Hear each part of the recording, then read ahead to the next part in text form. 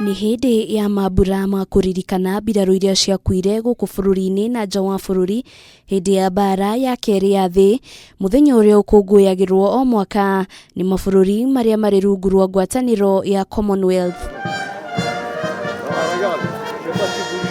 Kuringana na family cia mbiraru ici maugite matikoretwo makirumbuiywo uria kwagiriire magiikia ritana kuri thirikari ya guku bururi-ini na ya bururi wa Ngeretha kumaririkana na gukorwo makimaheaga kigina gia kwirugamirira.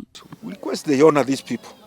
They are alive people. The Kenyan government has not recognized them. We hear like the time when we were voting, Mzee Githeri went to vote very early in the morning. He was honored with them, and these people here who went to India like that one, none who has recognized them to be. They should be soldiers. Initially, when he was telling us the stories, I was not so sure if he really went to Burma.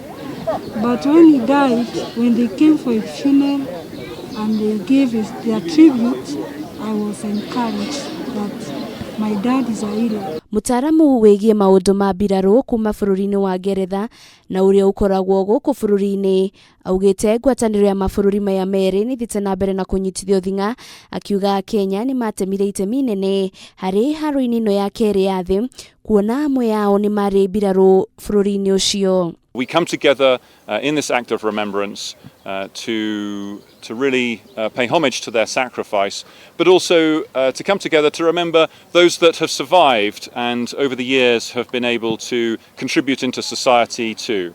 So it's been a really important day for us. We're working very closely with our Kenyan partners to make sure that those troops are effective and also that they stay safe, because it's a very difficult context they face. Mambura maya magutafanagirio tuburi-ini twa Commonwealth barabara-ini ya Ngong Road na mamwe ma mabururi maria Kenya matwaritwo mbara-ini ino ni bururi wa India, bururi wa Ngeretha hamwe na mangi maingi.